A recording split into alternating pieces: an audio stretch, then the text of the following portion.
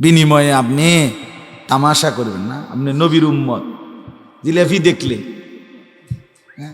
আপনি নবীর আশেক, জিলাপি দিয়া দিল থেকে নিজের মহব্বতে ব্যক্তিগতভাবে একাকী, কেউ দেখে নাই, কেউ শুনে নাই, কেউ শুনে নাই এমন দুরূদ শরীফ পড়ছেন কয়বার? কথা বলেন না কেন? আর জিলাপি দেখলে পড়ছেন কয়বার? হ্যাঁ, বিরিয়ানি দেখলে পড়ছেন কয়বার? খিচুড়ি দেখলে পড়ছেন কয়বার? তো আপনি রাসূল প্রেমী, আপনি রাত গভীরে একাকী, তাহাজ্জুদের রাত, গভীর রাতে নবীজির উপরে 100 বার দুরূদ পড়েন। নবী সাল্লাল্লাহু আলাইহি সাল্লাম বলছেন, উম্মত প্রত্যেক শুক্রবারে আকসিরু আলাইয়াস সালাহ, তোমরা আমার উপরে বেশি বেশি দুরূদ পড়ো। ফা ইন্না সালাতাকুম মা'রুদাতুন ইলাইয়া, কেননা জুমার দিন তোমাদের দুরূদ শরীফ আলাদাভাবে ফেরেশতা আমি রাসূলের সামনে আমার রওজা পাকে পেশ করে। সেই দুরূদ কি জিলাফি দুরূদ? কথা বলেন না কেন? তো তাইলে সেটা কোন দিন পড়বেন? সেটা কখন পড়বেন? নবী সাল্লাল্লাহু আলাইহি সাল্লাম বলেন, আমার যেই উম্মত প্রত্যেক শুক্রবার দিন আসরের পরে 80 বার একটি দুরূদ শরীফ পড়বে, আল্লাহুম্মা সাল্লি আলা সাইয়্যিদিনা মুহাম্মাদিন নাবিয়্যিল উম্মি ওয়া আলিহি ওয়া সাল্লিম তাসলিমা, এই দুরূদ শরীফটা আমার যেই উম্মত প্রত্যেক শুক্রবার দিন আসরের নামাজের পরে বৈশা পড়বে, রাসূল বলে আল্লাহ তাআলা তাকে 80 বছরের গুনাহ মাফ করে দিবে। এটা পড়বেন কোন দিন? এটা পড়বেন না, এটা পড়তেন না, এটা জিলাপি নাই, এটার লগে কি নাই? জিলাপি নাই, এটার লগে খিচুড়ি নাই, এটা বলেন পড়বে না। রাসূলুল্লাহ সাল্লাল্লাহু আলাইহি ওয়াসাল্লামের সাহাবীরা মহব্বতে দুরূদ পড়তেন, সাথে কোনো কিছু পাওয়ার আশায় না, রাসূলুল্লাহর ভালোবাসা, নবীজির ভালোবাসা। অতএব ভেবে দেখেন বাপ, কথায় যদি একটু শক্তও হয়, আপনি আপনারটা ইনসাফের সাথে ভাবেন। আপনি যদি বলেন না আমি সব ঠিকঠাক মতো আমল করি, তো অসুবিধা কি? আমি তো আপনাকে বলছি না, কিন্তু আমরা আমাদের ছেলেদের দিকে তাকিয়ে দেখেন, আমাদের সমাজটা এতগুলো বাবা চাচা থাকতে, এত মাদ্রাসা মসজিদ চতুর্দিকে, কিন্তু আমাদের ছেলেগুলো দেখেন টোটালি 100টা ছেলের মধ্যে 99টা ছেলে হবে, আরো বেশি 100 হবে ছেলে নামাজ পড়ে না। আহারে বাবা, তো এইভাবে একটা হলো যে কোনো মসজিদ নাই, কোনো মাদ্রাসা নাই, কোনো আজান হয় না, কোনো আল্লাহ খোদার নাম নাই, কোনো মাহফিল হয় না, কোনো নসিহত নাই, এই কারণে সব নষ্ট হয়ে গেছে। মানে ক্ষেতটার মধ্যে কোনো চাষ নাই, কোনো নাঙ্গল নাই, কোনো কীটনাশক দিছে না, কোনো রকম সার দিছে না, বেড়ায় কোনোদিন আইয়া কদূর ফিররাও চাইছে না 3 মাসের মধ্যে। এই কারণে ধরে নিলাম এই ক্ষেতটা জঙ্গল দিয়া আগাছা দিয়া ভরে গেছে, এটা তো একটা যুক্তি আছে, কথা বলেন না কেন? কিন্তু চতুর্দিকে মসজিদ, চতুর্দিকে মাদ্রাসা, চতুর্দিকে আল্লাহর কোরআনের ওয়াজ নসিহত, তাহলে এত কিছুর পরে আমাদের এই এত বিপুল পরিমাণ সন্তান মুসলমান পরিচয়ধারী। আরে আমরা তো হিন্দুকে নামাজ পড়তে বলি নাই, ইহুদিকে বলছি না, খ্রিস্টানকে বলতেছি না, নাস্তিককে বলতেছি না, মুরতাদকে বলছি না, মুসলমান পরিচয় দেয়। এই ছেলেটার ভোটার আইডি কার্ডে লেখা আছে ধর্ম ইসলাম, জন্ম নিবন্ধন সনদে লেখা আছে ধর্ম ইসলাম, পাসপোর্টের মধ্যে লেখা আছে ধর্ম ইসলাম, তাহলে এত জায়গায় ইসলাম লেখা এই জানোয়ার নামাজ পড়ে না কা? এই হাইওয়ান সেজদা দেয় না কা? তার বাপ কোথায়? তার মা কোথায়? তার সমাজ কোথায়? তার এলাকার মুরব্বীরা কোথায়? বলে বলেন আপনারা। আশ্চর্য, আমাদের ছেড়ে দিছে সবাই, আমরা সমাজটা হাল ছেড়ে দিছি, সবাই মিলেমিশে যার যা মন চায় খাও দাও ফুর্তি করো, কারো কোনো মানে চোখের সামনে অশ্লীলতা, চোখের সামনে মসজিদের সামনে 10টা ছেলে 20টা ছেলে আড্ডা দিতেছে, ওমা একটা মুরব্বীর মুখ দিয়া এটা শব্দ নাই, কারো কোনো মাথা ব্যথা। আর কদ্দুর 10 জন বুড়া মানুষ একত্র কদ্দুর এ কথাটা তো কইতারে কি আমগো এলাকার ফোলাফান্ডি যে এভাবে একটা ওয়াক্ত নামাজ পড়ে না, এর জন্য কি আমরা কিছু করতে পারি কি না, এই কদ্দুর কথাও তো মুখ দিয়ে কদ্দুর কইতারে। আমরা কোনো আলাপ নাই, শুধু বন বিড়ি চা, টেলিভিশনে বেডিতের নাচ চাওয়া, চা দোয়ানে বই বই গপ মারন ছাড়া, ফাঁকনা কথা ছাড়া আর কিছু না, আর কিছু না। সবাই সবার মতো, বা ছেলেরা ছেলেদের মতো, মেয়েরা মেয়েদের মতো, মহিলারা মহিলাদের মতো, মুরব্বীরা মুরব্বীদের মতো। আরে বাবা, তাইলে আমাদের একজন বক্তা, 2 জন বক্তা, 10 জন আমার শায়েখ আল্লামা মুফতি মুশতাকুর নবী কাসিমি হজরত সেদিন বলতেছে, মাওলানা আমরা বক্তা সারা দেশে মিল্লা কয়জন হইব কোন, নাহলে 100 জন, একটু পরিচিত মানুষের কাছে আসে যায় বেশি, এরম নাহলে 100, নাহলে 200। সারা বাংলাদেশে একটা জরিপ একবার শুনছিলাম, কমপক্ষে বাংলাদেশে এক সিজনে শীত মৌসুমে মাহফিল হয় 40 লক্ষ। তাহলে 18 কোটি মানুষ, এই 18 কোটি মানুষের জিন্দেগি বদলাবার জন্য এই 50 জন 100 জন হুজুর এরাই যথেষ্ট। বছরে 52 সপ্তাহ জুমার বয়ান হয় প্রত্যেকের মহল্লার মসজিদে, তাহলে 52 সপ্তাহ কম না, 52 সপ্তাহ মসজিদে জুম্মার বয়ান। এইভাবে যদি আপনি আজকে 10 বছর জুমার নামাজ পড়ে থাকেন, তাহলে আপনি কতগুলো বয়ান শুনছেন? এই এতগুলো বয়ান শুনবার পর আপনার পরিবর্তন কোথায়? যিনি বিড়ি খাইতেছেন এখনো বিড়িয়ে খাচ্ছেন, যিনি দাড়ি কাটতেছেন এখনো দাঁড়িয়ে কাটতেছেন, যার ঘরে টেলিভিশনে নাচ গান চলতেছে তো চলতেই আছে, যিনি অবৈধ হারাম উপার্জন করেন, সুদ ঘুষ, ওজনে কম দেয়, মিথ্যা বলেন, ধোকাবাজি প্রতারণার মাধ্যমে সিটারি বাটপারি করে টাকা কামাই করে, এই বাটফার বাটপারি রয়ে গেল, সুদখোর সুদখোরই রয়ে গেল। তো পরিবর্তন কোথায়? যে মহিলারা বেপর্দা তো মহিলা বেপর্দাই, যার ছেলে নামাজ পড়ে না তো নামাজই পড়ে না, মেয়ে পর্দা করে না তো 5 বছর 10 বছর ধরে পর্দাই করে না। তাহলে এই ওয়াজ যাচ্ছে কোথায়? কার জন্য করা হইতেছে?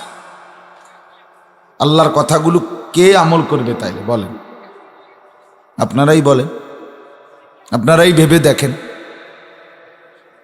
আমাদের সমাজের মুসলমান আমরা, তা আমাদের কিতাব আল্লাহর কোরআন, তা আমাদের কিতাব কার জন্য? আমাদের জন্য। তা আমাদের কারোই পছন্দ হয় না ইসলামের কথা, আল্লাহর হুকুম, আল্লাহর বিধান, তাইলে এটা গ্রহণ করবে কি, পালন করবে কি? এই জন্য সব সময় এটা মনে রাখবেন, আপনি হিসাব করবেন আপনার জিন্দেগির কিছু পরিবর্তন আছে কিনা। মুসলমান মানেই যে প্রতিনিয়ত যার জিন্দেগি আখেরাতের দিকে আগের দিনের চাইতে, আগের ঘন্টার চাইতে একটু হলেও বাড়ে, একটু হলেও বাড়ে, মর্যাদা ইজ্জত বিশেষত্ব বৈশিষ্ট্য বাড়ে, এর নাম মোমেন। মোমেন আগে বাড়ে। কোরআনুল কারীমের মধ্যে আছে, ওয়া ইদা তুলিয়াত আলাইহিম আয়াতুহু যাদাতহুম ঈমানা। আল্লাহ তাআলা বলেন, ঈমানদার বলে তাদেরকে যাদের কাছে আল্লাহর আয়াত, কোরআনুল কারীমের আয়াত যখন তেলাওয়াত করা হয়, বলা হয়, তখন তাদের ঈমান বেড়ে যায়। যাদাতহুম ঈমান, তার মানে কি? আগের চাইতে আমল, আগের চাইতে আল্লাহর প্রতি বিশ্বাস, আগের চাইতে আখেরাতের ফিকির কিছুটা হলেও বাড়ে। কথা তো ছিল এই। তাহলে আপনি প্রতিবার আল্লাহর কথা শুনবার পর, আল্লাহর আয়াত শুনবার পর নিজের মধ্যে একটু হলেও নড়াচড়া পরিবর্তন হওয়ার কথা, উচিত। এখন আমরা যে যেমন আছি, আমি কিংবা আপনি, জওয়ান কিংবা বুড়া, নারী কিংবা পুরুষ, সবাই যদি সবাই হালাতেই পড়ে থাকে তো পরিবর্তন হবে কি? পরিবর্তন কার জন্য? আল্লাহর কোরআন আসলো কেন? তো এই জন্য এটা খেয়াল করা দরকার। কোরআনুল কারীমের মধ্যে আছে, আল্লাহ তাআলা বলেন, ইয়া আইয়ুহাল্লাযীনা আমানুস্তাজীবু লিল্লাহি ওয়া লির-রাসূলি ইযা দাআকুম লিমা ইউহয়ীকুম। হে ঈমানদারগণ, হে মুমিনগণ, আল্লাহ এবং তার রসূল তোমাদেরকে যখন কোনো আহ্বান করে, হুকুম দেয়, তখন তোমরা অবশ্যই তা গ্রহণ করো, সাড়া দাও। কেন?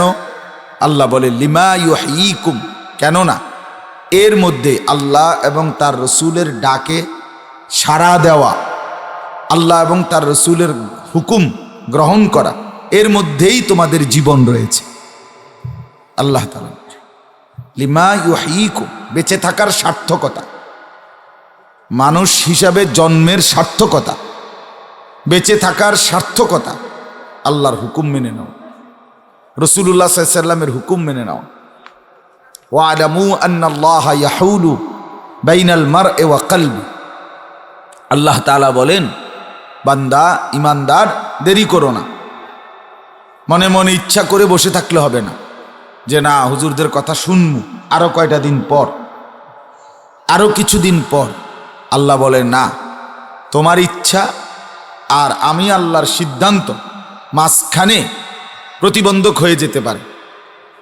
অর্থাৎ আপনি সিদ্ধান্ত নিছেন যে আগামী বছর থেকে ইনশাআল্লাহ একদম ভালো হয়ে যাব, আর আল্লাহ তাআলার সিদ্ধান্ত নিয়ে রাখছে এই বছরের মাঝামাঝিতে আপনি মৃত্যুবরণ করবেন।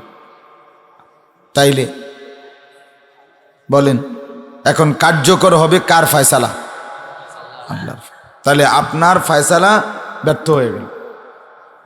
এরকম ওই আমি 2020 সালের লাস্টে পায়ে অ্যাক্সিডেন্ট করছিলাম, মোটরসাইকেল অ্যাক্সিডেন্ট, পা ভেঙে গেছিল আমার। তখন আমি আসরের নামাজের পরে মসজিদ থেকে বের হয়ে মোটরসাইকেলে উঠছিলাম একজনের, আমার এক বন্ধুর। তো আমি তখন রোজা ছিলাম, কোরবানির আগে জিলহজ মাসের নফল রোজা রাখছিলাম। তো মাগরিব বাদ আমার বয়ান ব্রাহ্মণপাড়া, আমি মোটরসাইকেল দিয়ে ভিতরে দিয়ে রাস্তা আছে জামু। তো মাহফিল যার, ওনারে ফোন করে বলছি যে ভাই আমি মোটরসাইকেলে উঠছি, আপনার এখানে আইসা কিন্তু আমি ইফতার করবো, আমার ইফতার রেডি করেন, ইফতার করে বয়ান করব। হে বলছে হুজুর ঠিক আছে, সব রেডি আছে, আপনি আসেন। এটাও বলছি, এই সময়ই একটা ভ্যান গাড়ি, ওই মোটরওয়ালা ভ্যান গাড়ি, এখন অনেক ভ্যান গাড়ি তো মোটর দিয়ে চলে, এটা খুব দ্রুত আইতে আছে। এরা তো ঠ্যাঙ্গালগি দিয়ে রাখে, মানে কোনো ইয়া নাই। অনকার অটো চালায় যে দেখেন না, এতে কি চালায় এটা আমি বুঝি না। এটা এক ধরনের বিচিত্র স্টাইলের গাড়ি হয়ে গেছে এখন। এটা বিমানও না, আবার ইয়াও না, এমনি কোনো প্যাডেল ঘুরায় না, এটা ধরে রাখে শুধু এটা। তো ওইটা আইসা দ্রাম করে আমি পিছনে বসা, চালাইতেছে আরেকজন, একটা বাড়ি দিছে ডান পায়ে, ওই ভ্যানের গোড়াটা মানে সাইড, একটা বাড়িতে উইরা গিয়া রাস্তার মাঝখানে পড়ছে। এরপরে সাথে সাথে দেখলাম যে পাওটা একদম হাড্ডিটা ভাঙ্গা গেছে, একবার লড়ে হাড্ডি। তাই এরপরে আমি ধরাধরি করছে, সবাই ধরে সিনজিত করে আমারে ও মুন হসপিটালে নিয়ে গেছে। তাহলে এখন আমি ইফতার করছি মুন হসপিটাল। তাহলে আমি চাইলাম, ওনারে বলছি যে আমার মাগরিব বাদ বয়ান, আমি ইফতার করব, আসতেছি, মোটরসাইকেলে উঠছি, কিন্তু ফয়সালা কাটটা কার্যকর হইল আল্লাহ। এই জন্য বললাম, আল্লাহ তাআলা বলেন, বান্দা আমি কোনো কিছু আহ্বান করলে দেরি করো না, আমার রসূল আহ্বান করলে দেরি করো না, জলদি সাড়া দাও, জলদি জলদি জবাব দাও। কেন? লিমা ইউহয়ীকুম, এর মধ্যেই তোমাদের জীবন, বেঁচে থাকা, জিন্দেগির সার্থকতা। কোরআনুল কারীমের মধ্যে আছে, ওয়ামা কানা লিমুমিনিন ওয়ালা মুমিনাতিন ইযা কাদাল্লাহু ওয়া রাসূলুহু আমরান আন ইয়াকুনা লাহুমুল খিয়ারাতু মিন আমরিহি। ওই খটর মটর করুন, আসে দুনিয়া লই আসতে আছে। আল্লাহ তাআলা বলেন, সবাই শোনেন মনোযোগ দিয়ে, আমার কথা হলো কম হোক শ্রোতা, আপনারা মনোযোগ দিয়ে শুনুন, একটা একটা করে একজন একজন আলাদা শুনুন, ডানে বামে কে আসে কি না খেয়াল করার দরকার নেই। আমার ভাই এতে ফায়দা হয়, আপনার বলতে কষ্ট, আমার বলতে কষ্ট, আপনাদেরও শুনতে কষ্ট আছে। এই যে ঘাড় এরকম সোজা করে রাখা তাকায়ে থাকা কঠিন, তাহলে সবারই কষ্ট আছে, আয়োজকদেরও কষ্ট আছে, এই জন্য আমরা মনোযোগ দিই। তো আল্লাহ তাআলা বলেন, কোনো মুমিন পুরুষ, কোনো মুমিন মহিলা, কারো জন্যই অনুমতি নাই, জায়েজ নাই আল্লাহ এবং তার রসুল কোনো ফায়সালা দেওয়ার পর নিজের কোনো ইখতিয়ার, নিজের কোনো মতামত পেশ করা। এটা কোরআনের আয়াত। ওয়ামা কানা লিমুমিনিন ওয়ালা মুমিনাতিন ইযা কাদাল্লাহু ওয়া রাসূলুহু আমরান আন ইয়াকুনা লাহুমুল খিয়ারাতু মিন আমরিহি। আল্লাহ তাআলা বলেন, কোনো ইখতিয়ার নেই, আল্লাহ বলছে এটাই কথা, রসুল বলছেন এটাই কথা, তোমার করণীয় কি? করণীয় শুধুই আল্লাহ এবং তার রসুলের কথা পালন করা। এই জন্য এটা জরুরি। কোরআনুল কারীমের মধ্যে আছে, ফালা ওয়া রাব্বিকা লা ইউমিনুনা হাত্তা ইউহাক্কিমুকা ফীমা শাজারা বাইনাহুম। আল্লাহ বলেন, আমি রবের কসম, আল্লাহ নিজের কসম করছে, আমি আল্লাহ আমার কসম করে বলছি নবী, আপনি কোনো সিদ্ধান্ত দেওয়ার পর যদি কেউ তার বিরোধিতা করে রসুলকে, তো আল্লাহ তাআলা বলেন, ফালা ওয়া রাব্বিকা লা ইউমিনুন, আল্লাহর কসম নবী সে ঈমানদার থাকবেন। নবীজিকে বলছে, কসম করে বলছেন আল্লাহ, যে আল্লাহ বলেন, আমি আমার জাতের কসম, রবের কসম, আপনি কোনো ফয়সালা শোনানোর পরে যদি কেউ তার বিরুদ্ধাচরণ করে তার ঈমান থাকবে। তাহলে এবং কেমন কঠোর কথা বলে, আমাদের হালাত কি, আমাদের ঈমানের হালাত কি, আমাদের আখিরাত কি বলেন। একজন বুঝেন তো দুইজন বুঝেন, ভেবে দেখেন আমাদের ছেলেদের হালাত কি, মেয়েদের হালাত কি, মা বোনদের হালাত কি। প্রতিনিয়ত আমরা সামান্য থেকে সামান্য কারো কথাও আবদার রক্ষা করি, কিন্তু এত বড় মহান আল্লাহ, যিনি আমাদের সমস্ত প্রয়োজন পূরণকারী, আমাদের অস্তিত্বের প্রতিটা সেকেন্ড, আমাদের প্রতিটা নিঃশ্বাস যার হাতে, আমাদের বেঁচে থাকা যার ইচ্ছার উপর, আমাদের চোখের পলক, আমাদের নিঃশ্বাস, আমাদের প্রতিটা নড়াচড়া, বেঁচে থাকার সেকেন্ড সেকেন্ড অধিকার সুযোগ আল্লাহর ইচ্ছার উপর। কিন্তু আমরা প্রতিনিয়ত আল্লাহর সেই হুকুম, আমাদের যিনি মূল, তার হুকুম প্রত্যাখ্যান করি। আমাদের জন্য সবচেয়ে বেশি ফিকির করছেন যিনি, কেঁদেছেন যিনি, দোয়া করছেন যিনি, সেই রাসূলুল্লাহ সাল্লাল্লাহু আলাইহি সাল্লামের কথা, সুন্নাত, জিন্দিগি, তরিকা, ওনার আহ্বান আমরা প্রতিনিয়ত প্রত্যাখ্যান করি। আমাদের ঈমানের কি হালাত, আমাদের পরকালের কি হবে, আমাদের মৃত্যু পরবর্তী জিন্দিগির অবস্থা কি হবে। আমরা যদি এমন হতো যে না, মানুষ যে মরে আমি কখনো দেখি নাই, তাহলে আমি এটা বিশ্বাস করি না, তো একটা কথা ছিল।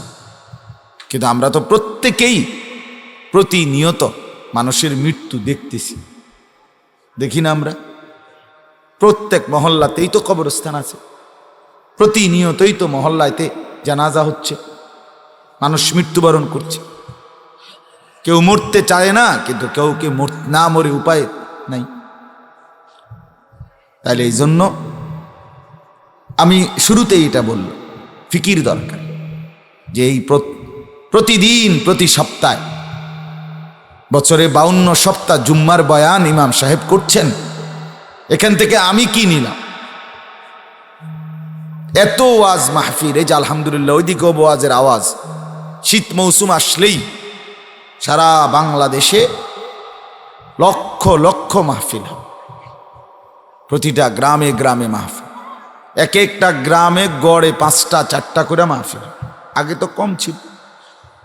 তাহলে এত বিপুল পরিমাণ মাহফিল, এত ওয়াজ, এত নসিহত, মাদ্রাসা আছে চতুর্দিকে, ছোট বড় আলহামদুলিল্লাহ, আল্লাহওয়ালারা আছে, মসজিদের ইমাম আছে, এত মানুষ আপনাদেরকে দিন বুঝাবার জন্য থাকার পরেও জিন্দিগির এই হালাত কেন, এই অবস্থা হবে কেন? চতুর্দিকে মাদ্রাসা, চতুর্দিকে মসজিদ, এক এক ওয়াক্ত। একটা স্বাভাবিক মানুষ, আপনি যদি এনে দাঁড়ায় থাকেন আর ধরেন এশার ওয়াক্তের আজান হইছে, কমপক্ষে আপনার কানে 10টা মসজিদের আজান আসবে, আসবে না বলে? কাছাকাছি। তাহলে 10টা মসজিদে যদি, এক একটা মসজিদে যদি 4টা করে হরন থাকে মাইকের গড়ে, তাহলে তো 40টা হরন। কল্পনা করেন তো যে এই মাহফিলটার মধ্যে 40টা হরন লাগাইলে কি পরিমাণ আওয়াজ হবে।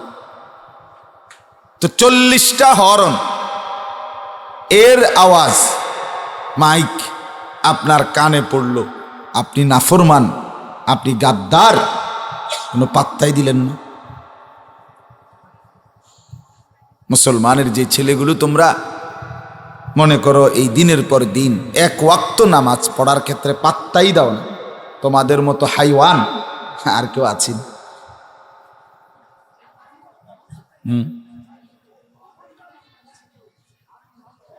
তোমাদের মতো অসভ্য আর কেউ হয়নি। যে নামাজ পড়ে না তার মতো অপদার্থ, মূর্খ, গণ্ড মূর্খ, আহাম্মক, বেওকুফ, হাইওয়ান, এমন জন্তু জানোয়ার কি আর কেউ হয়? অনর্থক কতগুলো শব্দ পড়ে, কি কি পড়ে, হ্যাঁ, মা বাপও বেওকুফ, এগুলো বুঝাইতে পড়তে আসে ছেলে, বাংলা পড়ে, অঙ্ক পড়ে, পদার্থ পড়ে, জীববিজ্ঞান পড়ে, রস, কি কি গোড়ার ডিম পড়ে। কিসের জন্য পড়ে? আল্লাহর জন্য তার পড়ে না, আখেরাতের জন্য তার পড়ে না, তো দুনিয়ার বাত মাছ খাওয়ার জন্য পড়ে। তো দুনিয়ার বাত মাছ তো কিচ্ছু না পইরাও অসংখ্য মূর্খ বকলম টিপসই দেয় কাগজে, নামও দস্তখত করতে পারে না। এই বেড়ারাও তো খাইতেছে ধুমছে, তো হেঁটে খায় কা? এরকম মূর্খ লোক তো টাইলসওয়ালা বাড়ি গাড়ি কইরা বিশাল এলাহি কারবার আছে না এমন? তো তে হেঁটে করতে পাইল, ওইতে রে খাওয়াইলো কে? ওইতে এত টাকা আনলো কোত্থেকে? তাইলে অনর্থক, তুমি আল্লাহও চিনো না, আখেরাতও চিনো না, নামাজও পড়ো না, নিজের মৃত্যু পরবর্তী কিছু নিয়ে ভাবো না। তো এমনি বলে তুমি ফরতে আসো, তো ফইরা তুমি জিডি ভাত তরকারি খাইবা, এটি তো মূর্খ মানুষে তোমার আগে খাইয়া সমান করে লাইছে। কিও তো এতে হুদাই মেন্নটা কিচ্ছু করে লিজ, এ বাতে না খাইব বইয়া বইয়া বলে। পড়ালেখার একটা উদ্দেশ্য তো আছে না, উদ্দেশ্যটা মানুষের মতো মানুষ হওয়া। যদি এটা উদ্দেশ্য হয় তো তাইলে সেজদা করে না, পেশাব করে পানি নেয় না, যেই কোনো মহিলা দেখলে, মা বোন দেখলে যার রাক্ষসের মতো তাকায়া থাকে, যার শাহওয়াত জাগে, হ্যাঁ, তো সে মানুষ কিভাবে? সে কিসের মতো কি হইতেছে বলে? সারা দিন সারা রাত যে মোবাইলের ছবি দেখে, ঘুরে ফিরে, এ মনে করেন বুট খাইতে খাইতে 3 ঘন্টা শেষ। 10 টাকার বাদাম খাইছে বন্ধু বান্ধব মিল্লা, এই আড্ডা দিতে 3টা ঘন্টা শেষ। এজন্য ভাবা দরকার। প্রিয় ভাইয়া, বাপ, আপনি আপনার জন্য ভাবেন, আমার লেগে ভাববেন না। আপনার মতো বেড়ই তো আমার লেগে না ভাবলো সারি। যুবক ভাইয়া, তুমি তোমার জন্য ভাবো, বাবা আপনি আপনার জন্য ভাবেন যে আসলে আমি সুস্থ কিনা, আমি স্বাভাবিক মানুষ কিনা। আমি কি মানুষ না কুকুর? আমি কি মানুষ না শূকর? আমি কি মানুষ না জন্তু জানোয়ার? পাকিস্তানের করাচির, পাকিস্তানের বিশ্ববিখ্যাত বুজুর্গ, দাওয়াত ও তাবলীগের মুরব্বী হযরত মাওলানা তারেক জামিল সাহেব দামাত বারাকাতুহুমুল আলিয়া হযরত বলেন, ফজরের নামাজ যে পড়ে না, তো কুকুর এর সাথে যদি তাকে কেউ তুলনা করে, তো কুকুর বলে, হ্যাঁ মুঝে শরম আতি হ্যায়। কুত্তা বলে যে আমার লজ্জা লাগতেছে, এই জানোয়ারকে আমার লগে তুলনা দিল কেন? কুকুর লজ্জা পায়। কোনো বেনামাজিকে যদি কুকুরের সাথে তুলনা দেয় তো সে লজ্জা পায়। কুকুর শরম, মুঝে শরম আতি হ্যায়। কুকুর বলে যে আমার শরম হচ্ছে, আমারে কেন তুলনা দিল বেনামাজির সাথে? আমি বেনামাজির সাথে আমার মিল কি? আমি তো নাফরমানি কি করলাম? মানে কুকুর পর্যন্ত লজ্জা পায়। ছি ছি ছি ছি, আশ্চর্য। আমি প্রচন্ড ক্লান্ত। আমি সকালে বেরোইয়া জুমার নামাজ থেকে আইসা এখানে মাগরিবের নামাজ ধরছি, তাড়াতাড়ি অজু করে ফরজ নামাজ পড়ে। তো এই জন্য আমি বললাম যে ভাই আমি 20 মিনিট শুয়ে থাকি চুপচাপ। ও 20 মিনিট শুইছি, আলহামদুলিল্লাহ আমার অনেক ভালো লাগতেছে। তাইলে আমার নামাজ ফরজ, আমি ঠিক রাইখেই একটু বিশ্রামও করলাম, চাও খাইছি 1 কাপ, আবার এসে বয়ানও। জিন্দিগির মধ্যে আল্লাহকে বাদ দিয়ে দুনিয়া করতে হয় না। আহার, নিদ্রা, বিশ্রাম, বাজার, সদাই, ঘর বাড়ি, পরিবার, স্ত্রী, সন্তান, ছেলে মেয়ে, সব দুনিয়া হচ্ছে, হয়, কোনো অসুবিধা নাই। আল্লাহকে সাথে রেখে সব সম্ভব। নামাজকে সঙ্গী বানিয়ে সব সম্ভব, সব সম্ভব। আমারও ঘরদুয়ার আছে, সোফাও আছে, খাটও আছে, ফ্রিজও আছে, টাইলসও আছে, বিল্ডিংও আছে, আমার বিবিও আছে, 4টা ছেলে মেয়েও আছে। ভাই যে সকালেও বাজার করছে, দুপুরে ভাতও খাইছি, তো কি হিসে আসলে? মানে আমার প্রশ্ন হলো, এই বোকা মানুষগুলো কি করছে? এই বোকা ছেলেগুলো কি করছে? আর মানুষ বুঝি এত আহম্মক, নিজের জীবনের প্রতি, নিজের প্রতি যার একটু দয়া নাই, যে আমি আমাকে নষ্ট করে দিচ্ছি, আমি আমাকে চরিত্রহীন, বখাটে, দুশ্চরিত্র, অসভ্যদের কাতারে নিয়ে গেলাম। এজন্য আমি শুরুতে বললাম, আমাদের প্রত্যেকের ভাবা উচিত, আত্মপরিচয়, নিজেকে চেনা উচিত। এটা অনেক বড় নিয়ামত, নিজেকে চিনা, নিজেকে বুঝা, আমি কে, আমাকে কে বানাইলেন, আমি কোত্থেকে আসলাম, আমি কি করছি, আমার করা উচিত কি, আমাকে কোথায় যেতে হবে, সেখানে আমাকে কোথায় দাঁড়াইতে হবে, আমি কোথাও দাঁড়াবো কিনা, আমার এই জিন্দিগির নড়া চড়ার হিসাব আছে কিনা, নাকি লাগাম সারা আমি কি লাওয়ারিশ কিনা, আমাদের এই হাসি কান্না আনন্দ বেদনা, আমাদের এই রাত, আমাদের এই দিন, আমাদের এই আড্ডা, এর কি কোনো হিসাব নাই? কথা বলেন না, হিসাব হবে কিনা, হিসাব হচ্ছে কিনা, এটার প্রতিফল আছে কিনা, এটার বিনিময় আছে কিনা। তো আপনারা আপনাদের সন্তানদেরকে যে এই বুঝটা দিতে পারলেন না, যে এই মা বাপ আপনারা শিখাইলেন কি, আপনাদের জীবনের অর্জন কি? যেই মা বাপ তার সন্তানকে এদ্দুর কথা শিখাইতে পারলো না যে বাবা তোমার জীবনের একটা গন্তব্য আছে, তোমার জীবনের একটা লক্ষ্য উদ্দেশ্য আছে, তোমার একটা শেষ আছে, তোমার একটা সীমা আছে, এদ্দুর দিমাগ যদি সন্তানকে দিতে না পারলো, হায় হায় এই মা বাপ সন্তানকে কি দিল। আর যেই সন্তান 10 বছর পড়ে এদ্দুর বুঝলো না নিজের পরিচয়, 10 বছর পইরা বুঝি তুমি অনেক খারাইয়া মতো, তোমার মতো অসিব্য মানুষ হয়নি, হাইওয়ান কোথাকার। বেটা পড়লি কি তুই? বেটা 10 বছর পইড়া এখনো বেটা পেশাব কইরা কদ্দুর ফানি লইতে হয়, টয়লেট পেপার ব্যবহার করতে হয়। বেটা এদ্দুর পড়ালেখা শিখলা না, এদ্দুর দিমাগ হইল না। হ্যাঁ, হায় হায় হায়, ছি ছি ছি। বেটা পেশাব করে এইভাবে চেইন টান দিয়ে হাঁটা ধরো। কুত্তা দেখো না, রাস্তার কুত্তারে, কুত্তাও তো এরকম, কুত্তাও তেমন। আমি তো প্রায় বলি যেগুলো পেশাব করে পানি নেয় না তাদের উচিত কুত্তার লগে একটা সেলফি তুললা একসাথে দেওয়া ফেসবুকে, যে দেশবাসী আমরা 2 জানোয়ার একসাথে, কমেন্টস করে জানাবেন আমাদেরকে কেমন লাগছে। দেশবাসী জানাবে আপনাদের 2 জনকে সমান মানাইছে, একই রকম, একটা ঠ্যাং আলগি দিয়া একটা দুনো ঠ্যাং খাড়া করায়।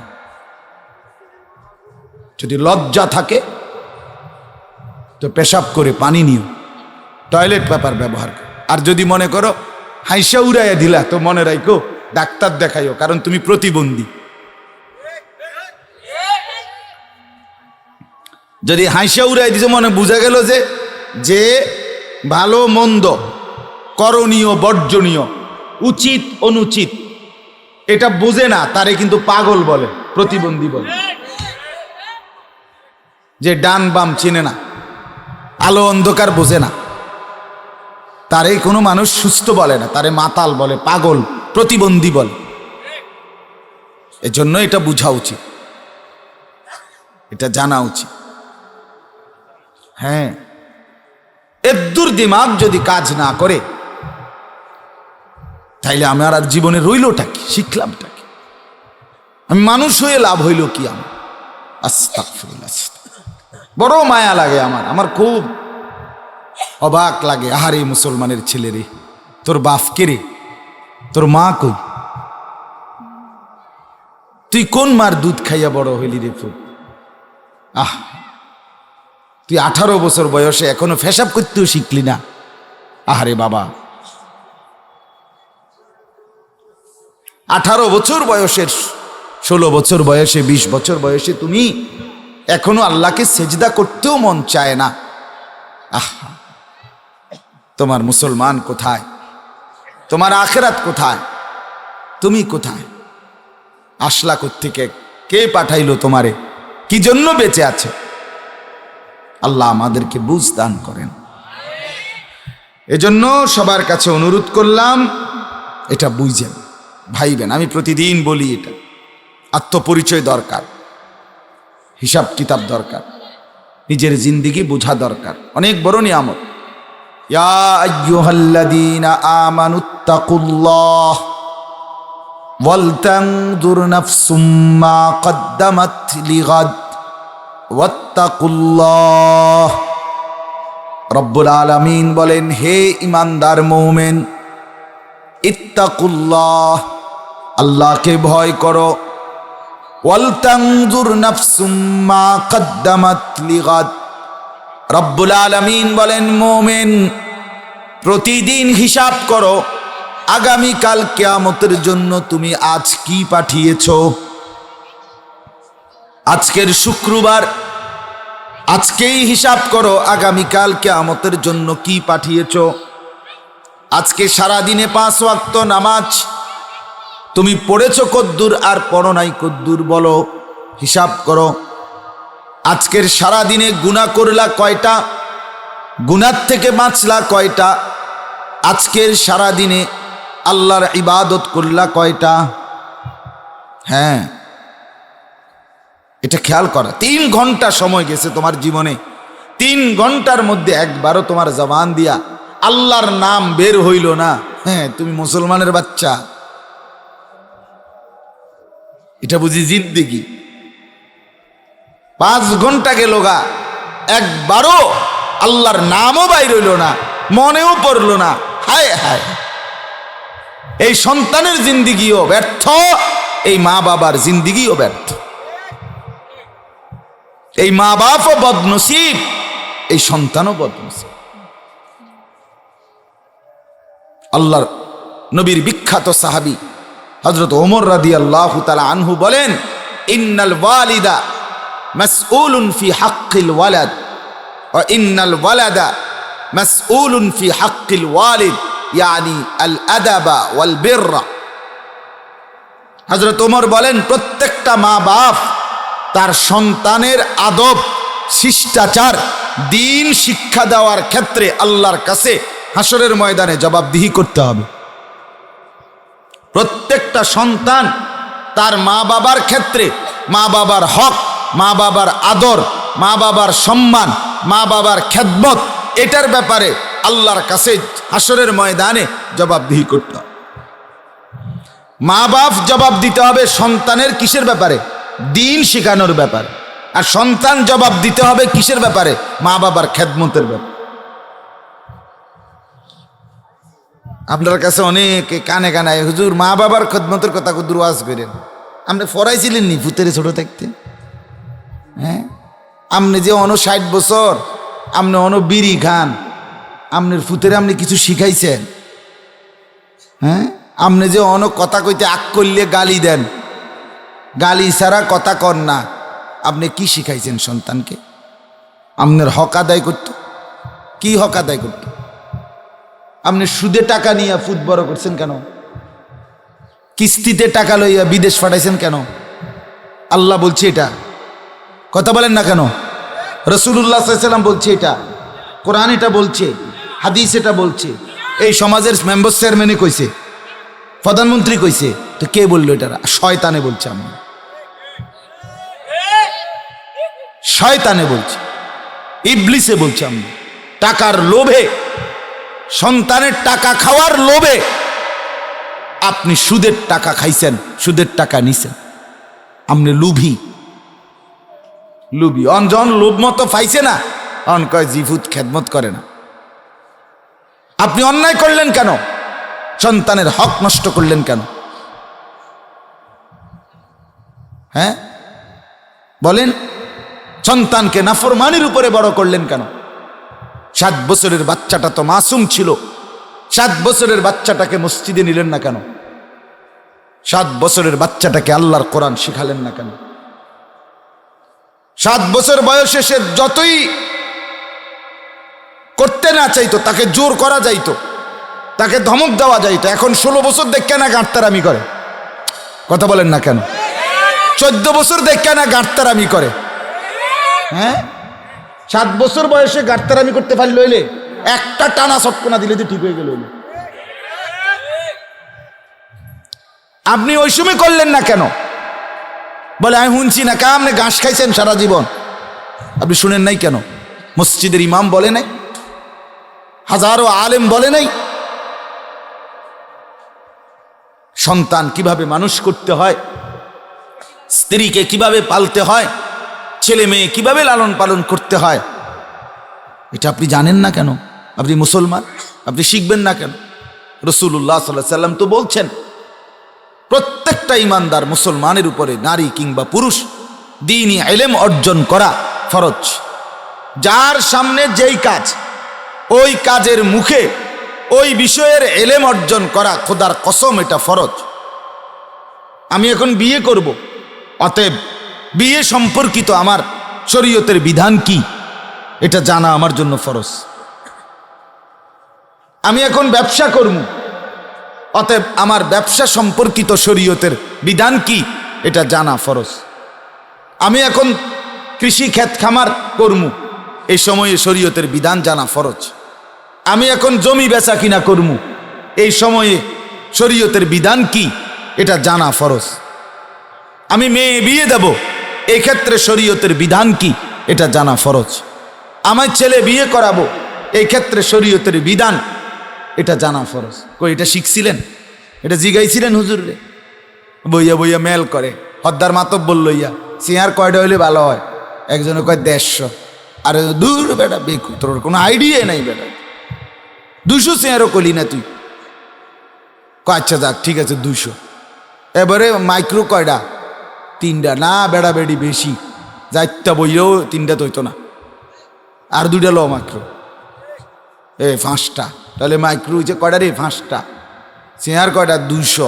টেবিল আন্দাজে, টেবিলের চেয়ারের আন্দাজে 6টা করে যদি চেয়ার হয় তো টেবিল একটা, হ্যাঁ বুঝো না, বাতের চাল কয় বস্তা, পেঁয়াজ কদ্দুর, লবণ কদ্দুর, এই সব মেল কইরা গুছাইয়া উঠতে লাইছে। ঠিক আছে তো রবিবারে বিয়া, যে এটা যেমনে যেমনে সব তো কি করে দিলাম, ক্লিয়ার করে দিলাম, ক্লিয়ার ক্লিয়ার, গাড়িও ক্লিয়ার, বাতের থালাও ক্লিয়ার, বুঝছেন না কথা? কিন্তু দিন কোথায়? ইসলাম কোথায়? হ্যাঁ, বিবাহের সুন্নত তরিকা কি? এখানে হালাল কোনটা, হারাম কোনটা? এই যে ছেলে মেয়ে কি নারী পুরুষ যে একসাথে এক প্যান্ডেলে বইয়া খাইব, এটা ইসলাম? কথা বলেন। এক মাইক্রোর মধ্যে এক হাইয়েস্ট টিআরএক্স ওই কালা লম্বা গাড়িটি এডিট করে যে এই 14 জন বেড়া বেড়ি এক লগে বইয়া গেল, এটা ইসলাম? আপনি তো আপনার বিবেকের মধ্যে শয়তানে মুতছে, আপনি দেখেন না কি ব্যাপার? আপনি দি বুড়া মানুষ, আপনি কয়া বইয়ালা, সবাই চাপ দিয়ে বইয়ালা, সব বইয়ালা, এনতে কদ্দুর, এনতে শান্তি না, ফতে তো অল্প কদ্দুর, 20 মিনিটের রাস্তা, এত ইয়া করলে হইতো না, বইয়ালা। শরীয়ত কই, আখেরাত কই, দিন কই বলেন? মেয়েটাকে সাজাইতেছে যে এতগুলো ছেলে গিয়ে গিয়ে ছবি তুলতেছে, আখেরাত কোথায়? আল্লাহ কোথায়? রসুল কোথায়? বরের যেখানে বসাইছে সেখানে যে এতগুলো মেয়ে আইসা আইসা লগে বৈশা দুষ্টমি করতেছে, ঠাট্টা করতেছে, মজাক করতেছে, এরা মুসলমান না? তো এদের আখেরাত কোথায়? পর্দা কোথায়? শরীয়ত কোথায়? কিচ্ছু লাগবে, আল্লাহকে জানাইবে পরে। সব সাইরা সমস্ত নাফরমানি 100 কইরা এরপরে আল্লাহরে জানায় শেষ, মাইয়ারে গাড়ি উঠাইয়া দিয়া জামাই বিদায় দিয়ে আল্লাহ বরকত দিয়েন, আল্লাহ কি করেন, এই আল্লাহরে মনে করছে অনেকের ভাত তরকারি সব শেষ হয়েছে, আর এবার আল্লাহরের কথা মনে হচ্ছে কি? এই জুলুম বলেন আমার সমাজ। এই জন্য আমরা বললাম, আমার বাপ ইসলাম মানবে কে? তাইলে আমাদের এই কোরআন কার জন্য? তাইলে আমাদের সবার কাছ থেকে যদি ইসলাম এভাবে প্রত্যাখ্যান হয় তো এটা মানবে কে? আমাদের এই চিৎকার কার জন্য বাবা?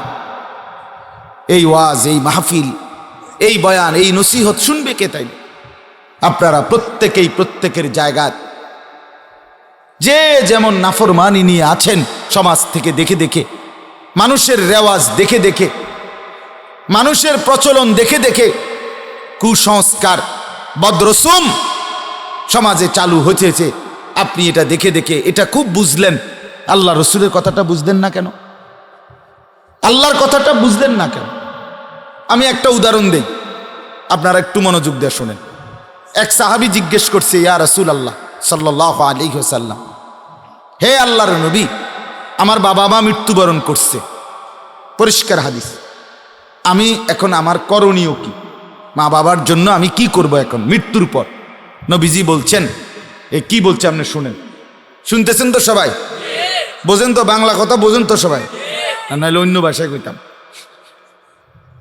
তাইলে রাসূলুল্লাহ সাল্লাল্লাহু আলাইহি ওয়াসাল্লাম বলছেন, 1 নাম্বার কাজ মৃত মা বাবার জন্য আসসালাতু আলাইহিমা, তাদের উভয়ের জন্য আল্লাহ তাআলার কাছে রহমত কামনা করে দোয়া করা। নবীজি শিখাইছেন যে দোয়াটা সেটাই যেটা আল্লাহ কোরআনে শিখাইছেন। সেটা কি? রব্বির হামহুমা কামা রব্বায়ানি সগীরা, এই দোয়া করা রহমতের দোয়া। 2 আল ইস্তিগফারু লাহুমা, নবীজি বলেন বাবা মার জন্য আল্লাহর কাছে তাদের গুনাহের মাফ চাওয়া, ইস্তিগফার করা, ক্ষমা প্রার্থনা করা। রব্বানা গফিরলি ওয়ালি ওয়ালিদাইয়া ওয়ালিল মুমিনিনা ইয়াওমা ইয়াকুমুল হিসাব, কোরআনে আল্লাহ শিখাইছেন। ইব্রাহিম আলাইহিস সালাম দোয়া করছে, আল্লাহ আমাকে মাফ করে দেন, আমার মা বাপকে মাফ করে দেন, সমস্ত মুমিনদেরকে মাফ করে দেন। তাইলে এই যে দোয়া, আল্লাহ আমার আব্বাকে মাফ করে দেন, আমার মাকে মাফ করে দেন, আল্লাহ আমার আব্বা আমার জিন্দিগির গুনাহ খাতা মাফ করে দেন, এই 2 নাম্বার কাজ। 3 নাম্বার ওয়া ইনফাদু আহদিহিমা, রাসূল বলছে তোমার মা বাবার ঋণ তোমার মা বাবার মান্নত, তোমার মা বাবার কোনো ওয়াদা, তোমার মা বাবার ওয়ারিস, এই যে উত্তরাধিকার যারা ওয়ারিস, তাদের সম্পত্তি বন্টন, এইটা পূর্ণ করো। বাবা মার কোনো ঋণ থাকলে আদায় করো, বাবা মার কোনো মান্নত থাকলে আদায় করো, বাবা মার কোনো ওয়াদা থাকলে আদায় করো, বাবা মার কোনো সম্পত্তি যা আছে হিসাব করে ওয়ারিসদের মধ্যে বন্টন করো। এটা কার্যকর। কয়টা হইল বলেন না, কয়টা? 4 নাম্বার, ওয়াসিলাতুর রাহমিল্লাতি লা তুসালু ইল্লা বিহিমা। 4 নাম্বার নবীজি বলেন, বাবা মার সূত্রে যারা আত্মীয় তাদের সাথে উত্তম আচরণ করা। 4 নাম্বার কাজ। মামা, কেন মামা?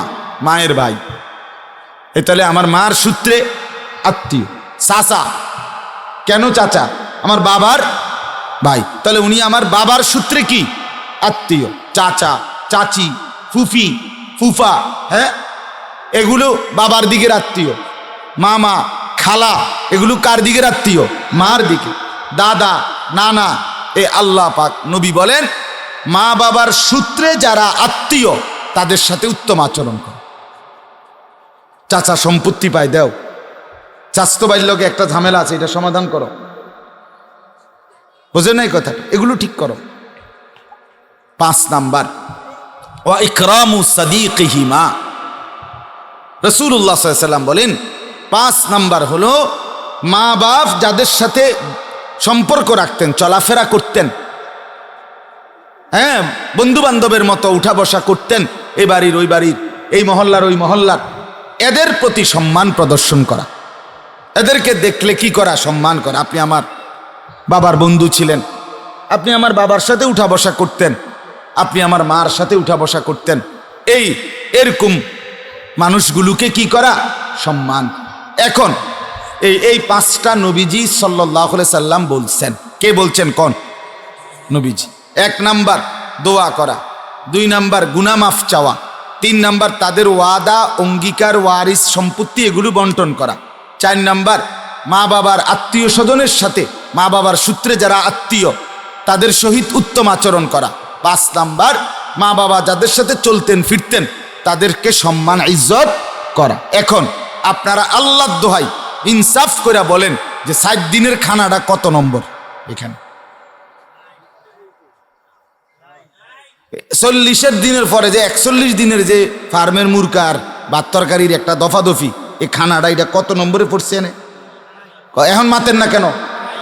পরিষ্কার বলেন মিয়া।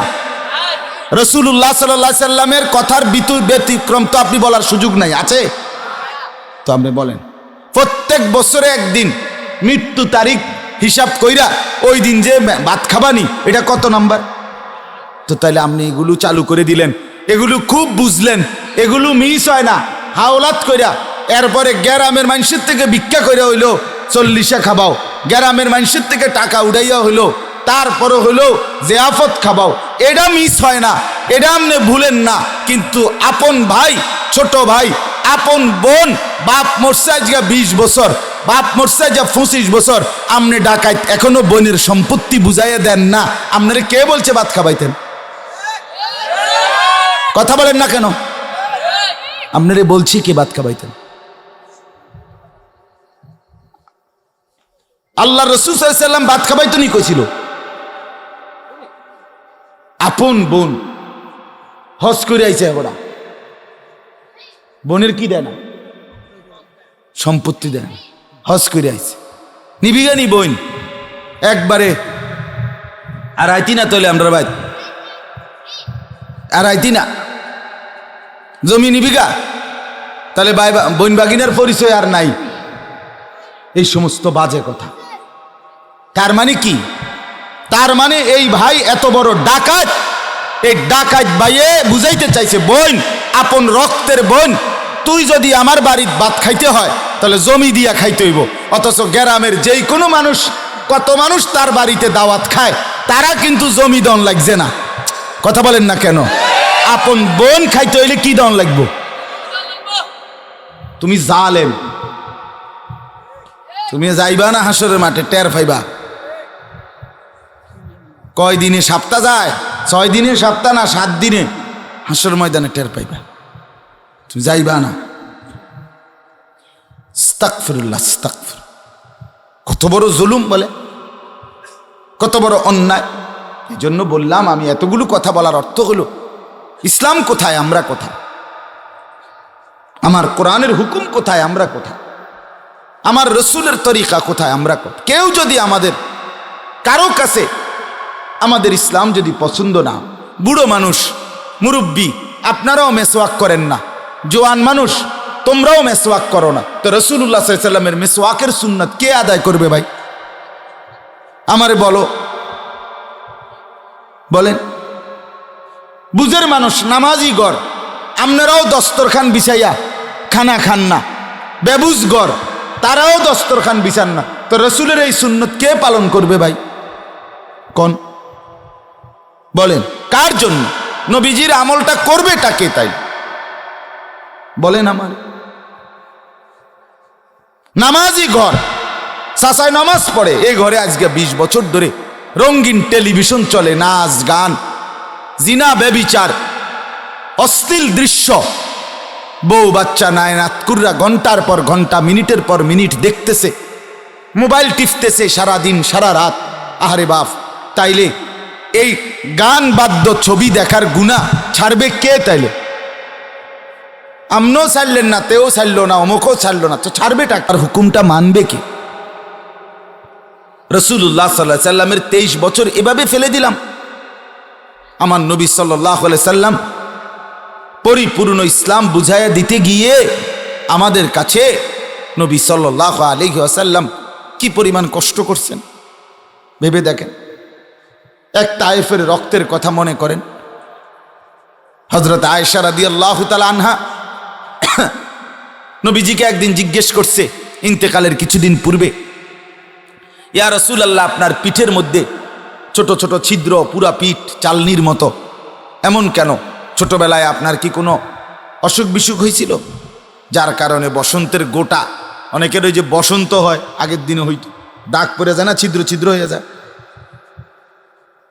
আল্লাহ রসুল সাল্লাল্লাহু আলাইহি সাল্লাম বলছে, আয়েশা, আমার পবিত্র দেহে তো কোনো মশা মাছিও বসে না, বসন্তের গোটা আসবে কেন?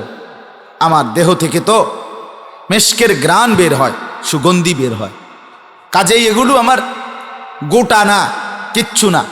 তায়েফের ময়দানে যেই ছেলেরা আমারে পাথর মারছিল, ওই পাথরের যে আঘাত আমার পিঠ ছিদ্র হইছে, আর কোনোদিন এই পিঠ সমান হয় নাই। হ্যাঁ, বিনিময়ে আপনি তামাশা করবেন না, আপনি নবীর উম্মত, জিলাপি দেখলে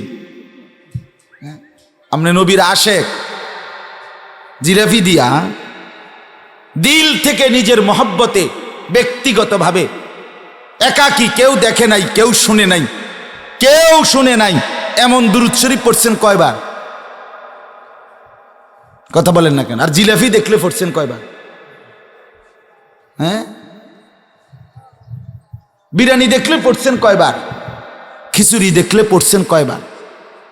তো আপনি রাসূল প্রেমী, আপনি রাত গভীরে একাকী, তাহাজ্জুদের রাত, গভীর রাতে নবীজির উপরে 100 বার দুরূদ পড়েন। নবী সাল্লাল্লাহু আলাইহি সাল্লাম বলছেন, উম্মত, প্রত্যেক শুক্রবারে আকসিরু আলাইয়াস সালাহ, তোমরা আমার উপরে বেশি বেশি দুরূদ পড়ো। ফা ইন্না সালাতাকুম মা'রুদাতুন ইলাইয়া, কেননা জুমার দিন তোমাদের দুরূদ শরীফ আলাদাভাবে ফেরেশতা আমি রাসূলের সামনে আমার রওজা পাকে পেশ করে। সেই দুরূদ কি জিলাফি দুরূদ? কথা বলেন না কেন? তো তাইলে সেটা কোন দিন পড়বেন? সেটা কখন পড়বেন? নবী সাল্লাল্লাহু আলাইহি সাল্লাম বলেন, আমার যেই উম্মত প্রত্যেক শুক্রবার দিন আসরের পরে 80 বার একটি দুরূদ শরীফ পড়বে, আল্লাহুম্মা সাল্লি আলা সাইয়্যিদিনা মুহাম্মাদিন নাবিয়্যিল উম্মি ওয়া আলিহি ওয়া সাল্লিম তাসলিমা, এই দুরূদ শরীফটা আমার যেই উম্মত প্রত্যেক শুক্রবার দিন আসরের নামাজের পরে বৈশা পড়বে, রাসূল বলে আল্লাহ তাআলা তাকে 80 বছরের গুনাহ মাফ করে দিবে। এটা পড়বেন কোন দিন? এটা পড়বেন না, এটা পড়তেন না, এটা জিলাপি নাই, এটার লগে কি নাই? জিলাপি নাই, এটার লগে খিচুড়ি নাই, এটা বলেন পড়বে না। রাসূলুল্লাহ সাল্লাল্লাহু আলাইহি ওয়াসাল্লামের সাহাবীরা মহব্বতে দুরূদ পড়তেন, সাথে কোনো কিছু পাওয়ার আশায় না, রাসূলুল্লাহর ভালোবাসা, নবীজির ভালোবাসা। অতএব ভেবে দেখেন বাপ, কথায় যদি একটু শক্তও হয়, আপনি আপনারটা ইনসাফের সাথে ভাবেন। আপনি যদি বলেন না আমি সব ঠিকঠাক মতো আমল করি, তো অসুবিধা কি? আমি তো আপনাকে বলছি না, কিন্তু আমরা আমাদের ছেলেদের দিকে তাকিয়ে দেখেন, আমাদের সমাজটা এতগুলো বাবা চাচা থাকতে, এত মাদ্রাসা মসজিদ চতুর্দিকে, কিন্তু আমাদের ছেলেগুলো দেখেন টোটালি 100টা ছেলের মধ্যে 99টা ছেলে হবে, আরো বেশি 100 হবে ছেলে নামাজ পড়ে না। আহারে বাবা, তো এইভাবে একটা হলো যে কোনো মসজিদ নাই, কোনো মাদ্রাসা নাই, কোনো আজান হয় না, কোনো আল্লাহ খুদার নাম নাই, কোনো মাহফিল হয় না, কোনো নসিহত নাই। এই কারণে সব নষ্ট হয়ে গেছে। মানে ক্ষেতটার মধ্যে কোনো চাষ নাই, কোনো নাঙ্গল নাই, কোনো কীটনাশক দিছে না, কোনো রকম সার দিছে না, বেড়ায় কোনোদিন আইয়া কদূর ফিররাও চাইছে না 3 মাসের মধ্যে। এই কারণে ধরে নিলাম এই ক্ষেতটা জঙ্গল দিয়া আগাছা দিয়া ভরে গেছে। এটা তো একটা যুক্তি আছে, কথা বলেন না কেন? কিন্তু চতুর্দিকে মসজিদ, চতুর্দিকে মাদ্রাসা, চতুর্দিকে আল্লাহর কোরআনের ওয়াজ নসিহত, তাহলে এত কিছুর পরে আমাদের এই এত বিপুল পরিমাণ সন্তান মুসলমান পরিচয়ধারী। আরে আমরা তো হিন্দুকে নামাজ পড়তে বলি নাই, ইহুদিকে বলছি না, খ্রিস্টানকে বলতেছি না, নাস্তিককে বলতেছি না, মুরতাদকে বলছি না, মুসলমান পরিচয় দেয়। এই ছেলেটার ভোটার আইডি কার্ডে লেখা আছে ধর্ম ইসলাম, জন্ম নিবন্ধন সনদে লেখা আছে ধর্ম ইসলাম, পাসপোর্টের মধ্যে লেখা আছে ধর্ম ইসলাম। তাহলে এত জায়গায় ইসলাম লেখা, এই জানোয়ার নামাজ পড়ে না কা? এই হাইওয়ান সেজদা দেয় না কা? তার বাপ কোথায়? তার মা কোথায়? তার সমাজ কোথায়? তার এলাকার মুরব্বীরা কোথায়? বলে বলেন আপনারা। আশ্চর্য, আমাদের ছেড়ে দিছে সবাই। আমরা সমাজটা হাল ছেড়ে দিছি, সবাই মিলেমিশে যার যা মন চায় খাও দাও ফুর্তি করো। কারো কোনো মানে চোখের সামনে অশ্লীলতা, চোখের সামনে মসজিদের সামনে 10টা ছেলে 20টা ছেলে আড্ডা দিতেছে, ওমা একটা মুরব্বীর মুখ দিয়া এটা শব্দ নাই, কারো কোনো মাথা ব্যথা। আর কদ্দুর 10 জন বুড়া মানুষ একত্র কদ্দুর এ কথাটা তো কইতারে কি আমগো এলাকার ফোলাফান ডিজে এভাবে একটা ওয়াক্ত নামাজ পড়ে না, এর জন্য কি আমরা কিছু করতে পারি কিনা? এই কদ্দুর কথাও তো মুখ দিয়া কদ্দুর কইতারে, আমরা কোনো আলাপ নাই, শুধু বন বিড়ি চা, টেলিভিশনে বেডিতের নাচ চাওয়া, চা দোয়ানে বইবে গপ মারণ ছাড়া, ফাঁকনা কথা ছাড়া আর কিছু, আর কিছু। সবাই সবার মতো, বা ছেলেরা ছেলেদের মতো, মেয়েরা মেয়েদের মতো, মহিলারা মহিলাদের মতো, মুরব্বীরা মুরব্বীদের মতো। আরে বাবা, তাইলে আমাদের একজন বক্তা, 2 জন বক্তা, 10 জন আমার শায়েখ আল্লামা মুফতি মুশতাকুর নবী কাসিমি হজরত সেদিন বলতেছে, মাওলানা আমরা বক্তা সারা দেশে মিল্লা কয়জন হইব কোন? নাহলে 100 জন, একটু পরিচিত মানুষের কাছে আসে যায় বেশি, এরম নাহলে 100, নাহলে 200। সারা বাংলাদেশে একটা জরিপ একবার শুনছিলাম, কমপক্ষে বাংলাদেশে এক সিজনে শীত মৌসুমে মাহফিল হয় 40 লক্ষ। তাহলে 18 কোটি মানুষ, এই 18 কোটি মানুষের জিন্দেগি বদলাবার জন্য এই 50 জন 100 জন হুজুর এরাই যথেষ্ট। একটা আচ্ছা বাদ দেন হুজুর, তো বলে ইমাম সাহেব আছে না, তো একটা মহল্লার মধ্যে মনে করেন 100 ঘর, ধরে নিলাম এই মহল্লার একটা মসজিদ, তাহলে 100 ঘরের মধ্যে মনে করেন প্রতি ঘরে গড়ে 5 জন করে মানুষ, ধরে নিলাম নারী পুরুষ মিল্লা, তাহলে 500 মানুষ। তাহলে 500 মানুষকে যদি ইমাম সাহেব ফজরের নামাজের সময় গিয়া গিয়া উড়াই দেওয়ান লাগে নিজে, তো এবার আজানটা দিব কোন সময়, আর এবার আইয়া মসজিদে আবার ফিরে আইব কয়টার সময়? আজান দিতে হইব কমপক্ষে 2টা 2:30টার দিকে দিয়া, এরপরে উড়ানি শুরু হইব, এরপরে গিয়া ফজরে জামাত হইব 5:30টার পরে, 5:40। নাকি? মানে একজনকে যদি, অথচ সেটাই যদি 500 ঘর, আরে 100 ঘরের অভিভাবক যদি নিজ দায়িত্বটা নিয়ে নেয়, তাইলে আর ইমাম সাহেবের এক ঘরেও যেতে হয় না।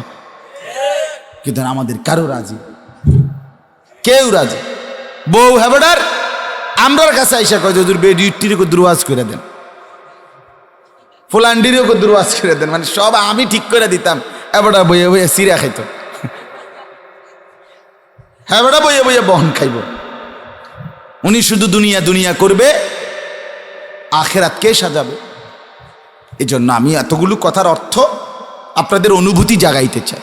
গল্প আমিও বলতে চান, কিচ্ছা কাহিনী একটা বললাম, সুর দিলাম, এতে না, মূল অনুভূতি দরকার। আমরা আজকে বিশ্বাস করেন আমাদের হালাত, আগামী সময়টা আমাদের বাঁচতে হলে বিশ্বাস করেন আমাদের সার্বিক নিরাপত্তা, আখেরাত তো আছেই, দুনিয়ায় আমাদের বেঁচে থাকার নিরাপত্তা, আমরা যদি আল্লাহর সাথে সম্পর্ক না বাড়াই, আমরা যদি ঈমান আমল না বাড়াই, বিশ্বাস করেন আমাদের মুসলমানদের হিম্মত একদম দুর্বল হয়ে গেছে। ভেবে দেখেন, আমাদের অব্যাহত একটা সমাজের মধ্যে যদি 100 জন যুবকের মধ্যে 99 জনই যদি নামাজ না পড়ে, তা আমাদের আগামী পরিণতিটা কি? একটা সমাজের মধ্যে যদি 200 মহিলার মধ্যে 198 জনই যদি পর্দা না করে, আমাদের আগামী পরিণতিটা কি? একটি সমাজের মধ্যে 100 ঘরের মধ্যে যদি 100 ঘর 99 ঘরেই যদি প্রতিদিন রাত 12টা-1টা পর্যন্ত রঙিন টেলিভিশন, নাচ গান, হিন্দি সিরিয়াল, জিনা ব্যভিচার উলঙ্গতা চলে, তাহলে আমাদের আগামী 20 বছর পরের পরিণতিটা কোথায়? একটি সমাজের মধ্যে যদি 10 বছর থেকে নিয়ে 8 বছর, 10 বছর থেকে নিয়ে 30 বছর পর্যন্ত প্রত্যেকটা ছেলে মেয়ের হাতে যদি বড় মোবাইল থাকে, আর সারাক্ষণ যদি ছবি, নাচ গান, জিনা ব্যভিচার উলঙ্গ দৃশ্য, নারীর দৃশ্য, এগুলোই দেখে যদি সময় পার করে, তো পৃথিবী গড়বে কে? সমাজ গড়বে কে? সংসার গড়বে কে? আগামী নিরাপত্তা দিবে কে? বলে, বলো ভাইয়া। আমি এই জন্য নিজের অস্থিরতা থেকে এইগুলো বলি। পেরেশানি, অনেক পেরেশানি। আমাদেরকে তো আরো সামনে আগাইতে হবে, আমাদের জিন্দিগি তো আরো সামনে যাইতে হবে।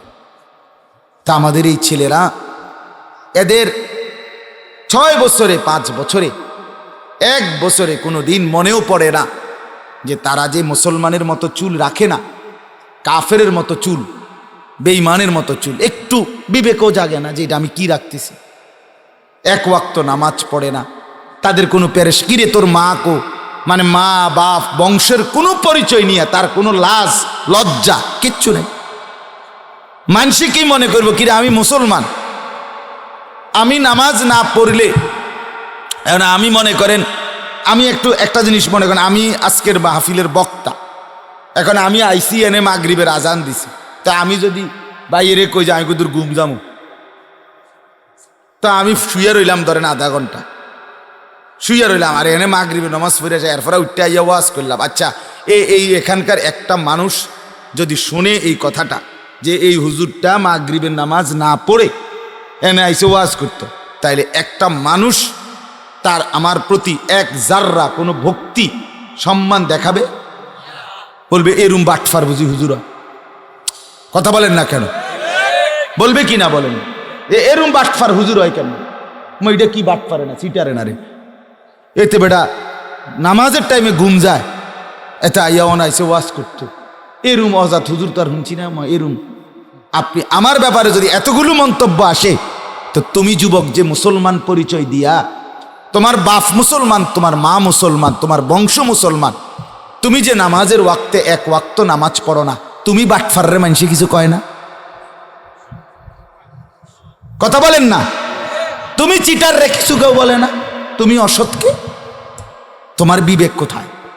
তার মানে তার হিসাব হইল লোকে কে কি বলে, কি মনে করে আমি জানোয়ার, এটা নিয়ে ভাবার কি দরকার? কুকুর তো নিজে বোঝে না যে তাকে কেউ কিছু মনে করে কিনা, শুকর তো বোঝে না তাকে কেউ কিছু মনে করে কিনা, ছাগল তো বোঝে না তাকে কেউ কিছু মনে করে না, এজন্যই তো সে জানোয়ার। অতএব যে মুসলমান, যে মানুষ সুস্থ স্বাভাবিক, সে অনুভব করে যে আমাকে লোকে মন্দ বলবে, আমাকে মানুষ ঘৃণা করবে, আমি মুসলমান, আমি নামাজ না পড়লে, আমি মেয়ের পিছনে হাঁটলে, আমি মোবাইলে উলঙ্গ ছবি দেখলে, আমি নাচ গান দেখলে আমাকে লোকে মন্দ বলবে। এদ্দুর বিবেক যার মাথায় কাজ করে না, ব্রেনে কাজ করে না, আরে তুই মানুষ না বেটা, তুই মানুষ না বেটা, জন্তু জানোয়ার। আল্লাহ আমাদেরকে বুঝার তৌফিক দান করেন। চলেন, আমার কথা শেষ, মূল বক্তব্য শেষ। এটাই আমার কথা ছিল। আমি আপনাদের কাছে এবার বলতে চাই, চলেন সবাই মিলে আমাদের আল্লাহর দিকে ফিরে আসি। সবাই চেষ্টা করি যার যার অঙ্গনে আমরা আল্লাহর দিকেই ফিরে আসি। আমাদের আল্লাহই আমাদের নিরাপত্তা, আমাদের ঈমান, আমাদের নামাজ, আমাদের সেজদা, আমাদের বন্দিগি, আমাদের পর্দা, আমাদের হালাল উপার্জন, খোদার কসম, এর মধ্যেই আমাদের আগামী দিনের বেঁচে থাকার নিরাপত্তা। আমাদের জন্য আমেরিকা কোনো সমাধান দিবে না, আমাদের জন্য জাতিসংঘ কোনো সমাধান দিবে না, আমাদের জন্য ইউরোপ কোনো সমাধান দিবে না। এটা মনে রাখি, আমাদের সমাধান আমাদের আল্লাহর প্রতি ঈমান, আমাদের সমাধান আমাদের ইবাদত। ইবাদত সবাই বুঝবে, কোনো সন্দেহ না। এই ছেলেরাও আগামী দিনে মুসিবত দেখবে, দেখবে, কোনো সন্দেহ না। মুসিবত খুব কাছাকাছি, পেরেশানি খুব কাছাকাছি। এত লম্পট, এত দুশ্চরিত্রতা, এত ভয়ঙ্কর অশ্লীলতা, বেহায়াপনা, এটা আল্লাহ সইবে না, এটা আল্লাহ সইবে না বাপ। একটা সমাজে, একটা দেশে, একটা এলাকায় সর্বযুগেই খারাপ মানুষ ছিল, ছিল কি না বলেন? কম বেশ 2 জন 3 জন ছিল, কিন্তু এইভাবে ব্যাপকভাবে মহামারীর মতো সমাজের সব ছেলে মেয়ে নারী পুরুষ বেপর্দা বেহায়াপনা এত বেশি পরিমাণ একসাথে আগে ছিল না, আগে ছিল না। এই জন্য আমরা কোরআনুল কারীমের 5টি আয়াত পড়ছি। এই আয়াতগুলোতে আল্লাহ তাআলা বলছে, বান্দা, মাথার উপরে আসমান আমি দিয়েছি, পায়ের নিচে জমিন আমি দিয়েছি, এই গোটা পৃথিবীর সমস্ত বস্তু জোড়ায় জোড়ায় আমি বানিয়েছি। এই 3টা কুদরত আল্লাহ এখানে বলছে। ওয়াস-সামাআ বানাইনাহা, 27 নম্বর পারা, কোরআনুল কারীমের 51 নম্বর সূরা আয-যারিয়াত, এই সূরার 47 নম্বর আয়াত। এই আয়াত থেকে শুরু 51 পর্যন্ত 5টা আয়াত। আল্লাহ কারো কথা চিন্তা করেন, আপনি শুনেন। ওই যে বাইরে চিল্লায় হাঙ্গামা করে, আমার এই নিয়ে কোনো টেনশন নেই। আমি কোনো সময় বাইরের কারো লেগে পেরেশানি করি না। আমার ফিকির থাকে যে ভিতরে আইছে তার প্রতি আমার আমানত, মানে যে আমার নজরের সামনে আছে, আমি মনে করি আমার এই সময়টা আমার এই মানুষগুলোর জন্য আমানত। কাজে আপনাদের দিকে নজর রাখা, আপনাদেরকে বুঝাইবার চেষ্টা করা, এটা আমার দায়িত্ব। বাহিরে কে ঠ্যাঙ্গালগি দিয়া লাফায়, এরম 2-4 বেত্তমিজ থাকবেই। কথা বোঝেন? এই ইসরাফিলের ফু যেদিন দিব, সেদিনও অসভ্য থাকবো। একেবারে যেদিন ইসরাফিল কি দিতেছে, ফু দিছে, সেই দিনও কি থাকবে তো আর কি। তাহলে এটা একজন মানুষ এই সমাজের সবাইকে একসাথে একই দিনে চেঞ্জ করতে পারবে না। এটা লইয়েই চলতে, ভালো মন্দ, সৎ অসৎ, এই নিয়েই দুনিয়া। সব ভালো যেখানে, এটার নাম জান্নাত, সব মন্দ যেখানে, ওইটার নাম জাহান্নাম। আর উভয়টা যেখানে, এটার নাম দুনিয়া। সব সুখ যেখানে, এটার নাম জান্নাত। সব দুঃখ যেখানে, সেটার নাম জাহান্নাম। দুঃখ আর সুখ মিল্লা যেখানে, এটার নাম হলো দুনিয়া। সব আনন্দ যেখানে, এটার নাম জান্নাত। সব বেদনা যেখানে, ওইটার নাম জাহান্নাম। আনন্দ আর বেদনা মিলে যেখানে, এটার নাম দুনিয়া। দুনিয়া দুনিয়া দুইটা মিল্লা, আলো অন্ধকার, রাত দিন, রোদ বৃষ্টি, হাসি কান্না, আনন্দ বেদনা, সুখ দুঃখ, পাওয়া না পাওয়া, প্রাপ্তি অপ্রাপ্তি, হ্যাঁ এরই নাম কি? কখনো হাসে, কখনো কাঁদে, কখনো কাঁদে, কখনো সুখ, কখনো দুঃখ, কখনো আনন্দ, কখনো অস্থির। এই দুনিয়া, এ নিয়েই চলতে হবে, এই নিয়েই বলতে হবে। এটা মাথায় রেখেই আমাদেরকে চেষ্টা করতে হবে। কাজে ঘাবড়াইবার কিছু নেই।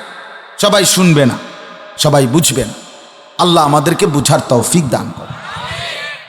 চলেন, ওয়াস-সামাআ বানাইনাহা বিআইদিন। আল্লাহ বলেন, বান্দা শোনো, মাথার উপরে এই আসমান আমি আল্লাহ আমার নিজ হাতে বানিয়েছি। ওয়া ইন্না লামুসিউন, আমি এত বড় বিস্তীর্ণ, কোনো কুল কিনারা নাই। কেউ জানে না আসমানের দৈর্ঘ্য কদ্দুর, প্রস্থ কদ্দুর, ডান দিকে কদ্দুর, বাম দিকে কদ্দুর। জানে কত গজ, কত ফিট, কত স্কয়ার ফিট, কইতে পারবে কেউ? আল্লাহ বলে না, ওয়া ইন্না লামুসিউন, আমি আল্লাহ এই বিশাল আসমানকে প্রলম্বিতকারী, বিস্তীর্ণকারী আমিই করেছি। এটা বানিয়েছিও আমি, এত বিশাল আকাশ ছড়িয়ে দিয়েছি, এটাও করেছি আমি। সুবহানাল্লাহ। এর কারণে তোমার অস্তিত্ব। এক সেকেন্ড আসমান যদি গুটাইয়া নেয়, এক সেকেন্ড আসমান যদি সরিয়ে দেয়, মাথার উপরে এই ছাদ, আমি আসি তো? আপনি আসেন তো? কথা বলেন না কেন? আপনার আমার অস্তিত্ব আছে তো নাকি? নাই, নাই। ওয়াল আরদা ফারাশনাহা ফানি'মাল মাহিদুন। এরপরে আল্লাহ বলেন, ওয়াল আরদা ফারাশনাহা ফানি'মাল মাহিদুন। পায়ের নিচের জমিন আল্লাহ বলেন বিছানার মতো, এই যে চাটাই হোগলা, আল্লাহ বলেন এরকম চাটাইয়ের মতো, বিছানার মতো আমি আল্লাহ এই জমিন তোমাদের জন্য বিছায়া দিছি। এতটা মোটা, মানে এতটা মজবুত, এতটা শক্ত বানাই নাই যে পাথরের মতো। তাইলে তুমি তোমার ঘর, তোমার চাষাবাদ, তোমার হাজারো উপকরণ এটার ভিতর থেকে বাইরিব কেমন? এই জন্য এত পাথরের মতো বানাই। আবার এতটা নরম বানাই নাই যে নরম বেশি হইলে তুমি দাঁড়ায় থাকবা কেমনে? সুবহানাল্লাহ। আল্লাহ বলেন, ঠিক তোমার বিছানা যেভাবে তুমি পরিপাটি সাজাও, আমি রব্বুল আলামিন তুমি বান্দা চলাচলের উপযোগী এবং তোমার যাবতীয় খাদ্য পানীয়র উৎপন্নতা যা দ্রব্যের জন্য এটাকে উপযোগী করে আমি আল্লাহই বিছিয়েছি। ফানি'মাল মাহিদুন, দেখো না আমার বিছানাটা কি সুন্দর হলো। ওয়াল আরদা ফারাশনাহা ফানি'মাল মাহিদুন ওয়া মিন কুল্লি শাইইন খালাকনা যাওজাইন। এবার আল্লাহ বলেন, বান্দা সাত আসমানের উপর থেকে সাত তবক জমিনের নিচে এই কায়নাতের যত জিনিস আছে সব কিছুকে আমি আল্লাহ বানিয়েছি জোড়ায় জোড়ায়। কিভাবে? সব জোড়া আমরা বুঝি বা না বুঝি, আমগো জোড়া তো আমরা বুঝি, নারী আর পুরুষ, ঠিক কিনা বলেন? এই জোড়া তো আমরা বুঝি, উপরে আসমান নিচে জমি। ওই জোড়া তো আমরা বুঝি, এদিকে রাত ওইদিকে দিন। ওই জোড়া তো আমরা বুঝি, এদিকে আলো এদিকে অন্ধকার। এই জোড়া তো আমরা বুঝি, একটা রোদ একটা বৃষ্টি। এই যে জোড়া জোড়া, বুঝেন নাই কথাটা? আল্লাহ তাআলা বলেন, এভাবে সব কিছু আমি রব্বুল আলামিন বানিয়েছি জোড়ায় জোড়ায় জোড়ায় জোড়ায় জোড়ায় জোড়ায়। সুবহানাল্লাযী খালাকাল আজওয়াজা কুল্লাহা, এটাও আয়াত সূরা ইয়াসিন আছে। আল্লাহ বলেন, আল্লাহর প্রশংসা, যিনি সব কিছু বানিয়েছেন জোড়ায় জোড়ায় জোড়ায় জোড়ায় জোড়ায় জোড়ায়। এক নারী আল্লাহ বলেন আমি বানিয়েছি, এটা তোমার জোড়া, আমি বানিয়েছি। কাজে আমি দেওয়া পর্যন্তই অপেক্ষা করো। একজন স্ত্রী আমি আল্লাহ তোমার জন্য বানিয়েছি, অতএব আমি পৌঁছাবার আগ পর্যন্ত সবর কর। নিজের থেকে অন্যায়ভাবে অশ্লীলভাবে জিনা ব্যভিচার অবৈধ প্রেম হারাম সম্পর্কের মাধ্যমে তুমি তালাশ করে নিও না বান্দা। তুমি তালাশ করে নিলে তুমি ক্ষতিগ্রস্ত হইবা। বিবাহ বহির্ভূত অবৈধ যেই কোনো অশ্লীল নারীর সাথে আচরণ, এটা তোমার জীবনে দুঃখ দুর্ভোগ অশান্তি বয়ে আনবে। কোরআনে আল্লাহ বলছে, অমিন আয়াতিহি আন খালাকা লাকুম মিন আনফুসিকুম আজওয়াজা লিতাসকুনু ইলাইহা আল্লাহ বলেন আমার কুদরতের নিদর্শন, আমি প্রত্যেকটা পুরুষের জন্য তার দেহ থেকে তার স্ত্রীকে বানিয়েছি। সেই স্ত্রী হালাল পবিত্র স্ত্রী যখন মিলবে লিতাসকুনু ইলাইহা, তখনই কেবল সে শান্তি প্রশান্তি পাবে, প্রশান্তি। এই জন্য আল্লাহ তাআলা বলেন, তাহলে তিনটা কথা আল্লাহ বলছে। এক নাম্বার, মাথার উপরে আসমান, এটাকে ছড়িয়ে বিস্তীর্ণ আকাশ বানিয়েছেন কে? দুই নাম্বার, পায়ের নিচের জমিন, এটাকে সুন্দরভাবে বিছায়া দিছেন কে? আর তিন নাম্বার, সব কিছু জোড়ায় জোড়ায় বানিয়েছেন কে? আল্লাহ বলেন এই তিনটাই আমি করছি। এবার কেন করলাম? আসমান কেন বিস্তীর্ণ করলাম, জমিন কেন বিছিয়ে দিলাম, সব কিছু কেন জোড়ায় জোড়ায় বানাইলাম? লাআল্লাকুম তাদাক্কারুন, তোমরা যেন উপদেশ গ্রহণ করতে পারো, তোমরা যেন আমাকে চিনতে পারো, তোমরা যেন আমাকে বুঝতে পারো, তোমরা যেন আমার গোলামি করতে পারো। এই জন্য বানাইছি, তামাশার জন্য।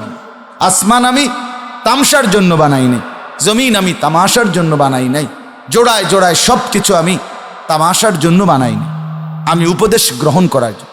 অতএব এইবার আল্লাহ বলেন ফাফিররু ইলাল্লাহ, হে নবী আপনি বলেন, আপনি আমার বান্দাদেরকে বলেন, ও আল্লাহর বান্দারা, তোমরা সবাই পেছনের গুনাহ, নাফরমানি, শয়তানের প্ররোচনা, নফসের ধোঁকা ছেড়ে দিয়ে সবাই তওবা করে গুনাহ ছেড়ে আল্লাহর দিকে ফিরে আসো।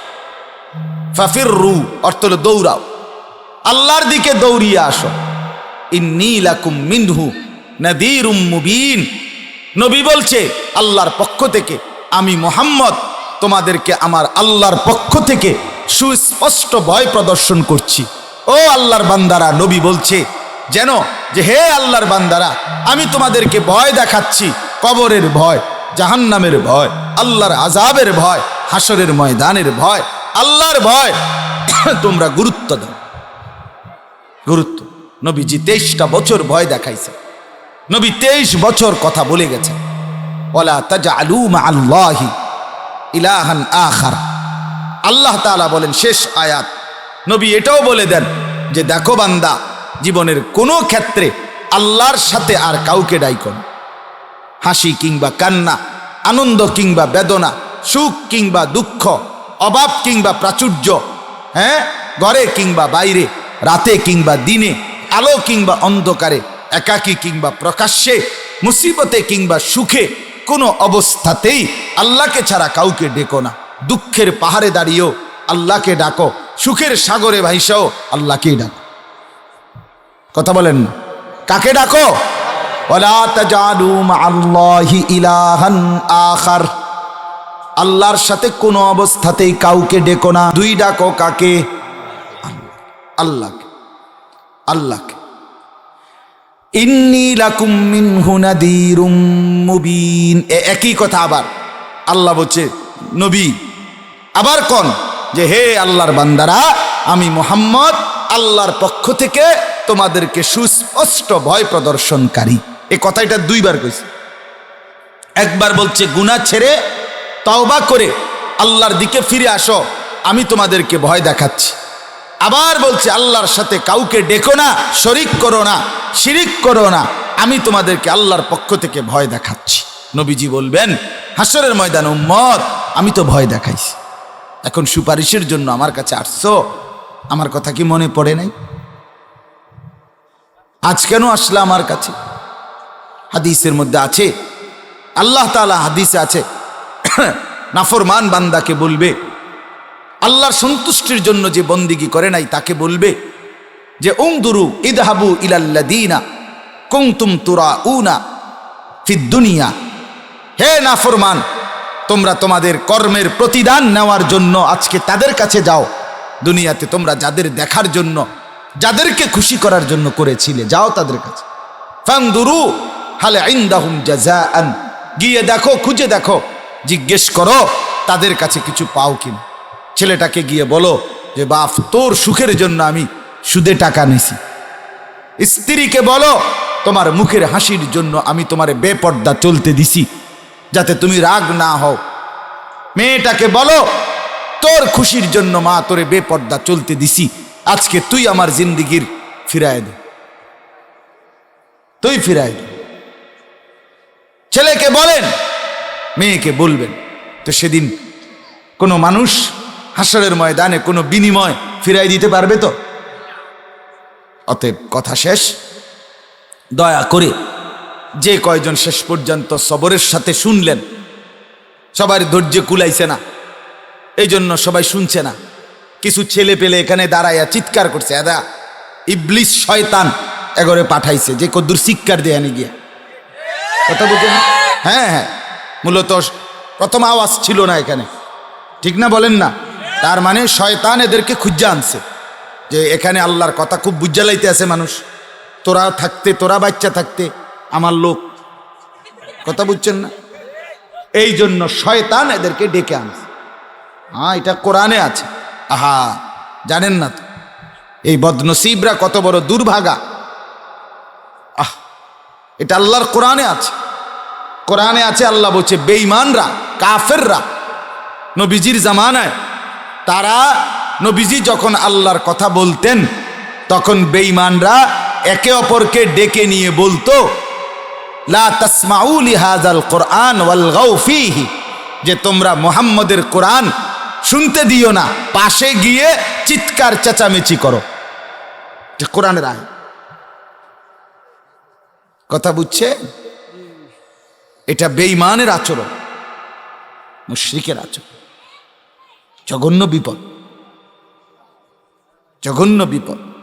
কে বুঝাবে আমাদের সন্তান? এজন্যই বললাম সবাই চেষ্টা করেন, ছেড়ে দিয়েন না, হাল ছাইরেন না। একজন বাবাও যদি বুঝেন, আপনি যুদ্ধ করেন, আপনার ছেলেটাকে দিন শেখান, আপনার ছেলেটাকে নামাজে বাধ্য করেন, বাধ্য। আমি আমার 7 বছরের ছেলে ফজরের নামাজের ওয়াক্তে কমপক্ষে 10 মিনিট সময় লাগে আমার তারে উঠাইতে। বারবার উঠাই, হেতে আবার শুয়ালায়, আবার উঠাই, এরপরে কষ্ট করে তারে নামাজ পড়াই। আমার এটা দায়িত্ব, এটা আমার জিম্মাদারি। আমার 12 বছরের ছেলে আমার সাথে আসছে আজ, তাকে আমি চেষ্টা করি নামাজের জন্য উঠাই। আমার বিবি, আমার মেয়ে, তো প্রত্যেককে আমি নিজে জাগাই, তারাও জাগায়, মোবাইলে অ্যালার্ম দিয়ে, যেই কোনোভাবে আমাকে জাগতেই হবে। আমাকে আমার বিবি বাচ্চার দিকে নজর দিতেই হবে। আমার জীবনের পুঁজি এটা। খাট পালং আর সোফা এগুলো মূল বিষয় না, এগুলো বাপ না করে দিয়ে গেলেও সন্তান করতে পারে। আমার আব্বা আমগরে খাট পালং সোফা ফার্নিচার এগুলো করে দিয়ে যায় না। 5 জন ভাই, আমরা 5 ভাইকে আব্বা মাদ্রাসায় পড়াইছে, আলেম বানাইছে। 2015 সালে আব্বা যখন ইন্তেকাল করছে তখন আমগো ভাইদের জন্য বসত হিসাবে জমি ছিল আব্বার দেওয়া শুধু 8 শতক। আমরা ভাই বোনই 8 জন। আলহামদুলিল্লাহ, বাবা ইন্তেকালের পরে আজকে 8 বছরের মাথায় 15 থেকে 23 সাল, এখন এই 5 ভাইয়েরই আলাদা আলাদা জায়গাও কিনছে, ঘর দুয়ারও করছে। তো কি হিসেবে? এই জন্য বাবা ছেলেকে ঘর দুয়ার আর খাট পালং করে দিতে হয় না, সেজদা শিখাইতে হয়, নামাজ শিখাইতে হয়, কোরআন শিখাইতে হয়। আল্লাহ তাআলা এই জন্য বাবা আমার অধীনে দিয়েছে। এই জন্য মাদ্রাসায় দিন শিখান, ছেলেদেরকে কোরআন শিখান, মেয়েদেরকে কোরআন শিখান। যার ছেলে 3 জন, আল্লাহর কোরআন শিখাইতে হবে 3 জনকে। যার মেয়ে 3 জন, আল্লাহর কোরআন শিখাইতে হবে 3 জনকে। নবীজি বলছে, আলা কুল্লি মুসলিম, প্রত্যেক মুসলমানের উপরে দ্বীনি ইলম অর্জন করা ফরজ। বুড়া মানুষেরও, জোয়ান মানুষেরও, নারীদেরও, পুরুষদেরও, ছেলেদেরও, মেয়েদের। ভিক্ষা দিলে হইতো না, ভিক্ষা দিলে হইতো না, বুঝিননি? মানে আমনের জি ফুট 4 জন, হুজুর আপনারা কওনে ওয়াজুন্য 1 জন ফুট দিছি মাদ্রাসাত, মানে আপনি ভিক্ষা দিছেন না কিতা?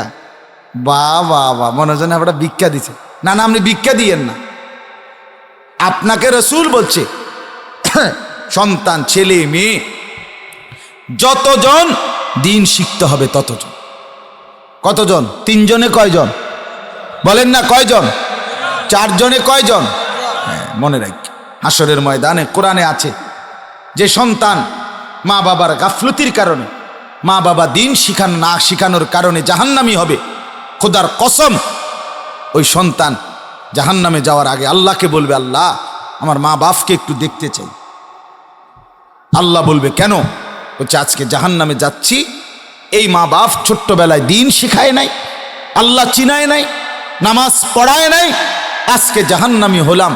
এই জন্য ওই মা বাপকে এনে না জাআলহুমা তাহতা আকদামিনা, পায়ের নিচে ফালাইয়া দুই পাও দিয়া কতক্ষণ লাইঠাইয়া সইটা এরপরে জাহান্নামে যায়। এটা কোরআনের আয়াত। এই অচিরেই দেখবে, অচিরেই এই তাফালিং চুল এটার খেসারত হেতেরও দিতে হইব, বাফেরও দিতে। দিন শিখাইলেন না কেন?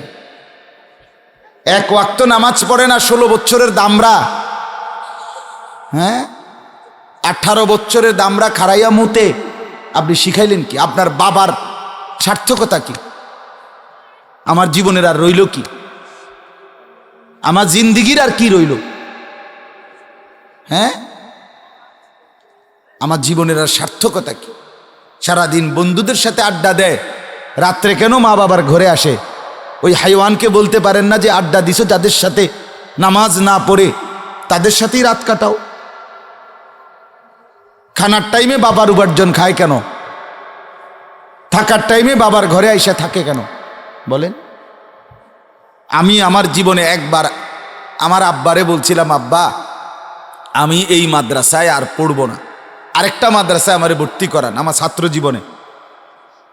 কসম আমার আব্বা সাথে সাথে বলছে ফুত, ছোট তখন আমি, পরের বেলা ভাত এক লোকমা ভাত আমার ঘরে আর খাইও না, সাবধান বাইরও। আমি যেই মাদ্রাসায় দিছি এটাতেই পড়তেই, নাহলে আর ভাত পরের লোক এক লোকমা ভাত খাইও না, সাবধান বাইরও। পরে আমি কানতে কানতে ওই মাদ্রাসাতেই ফিরে গেছি। বুঝছি এই বাপ বড় শক্ত বাপ, ছাড়বে না।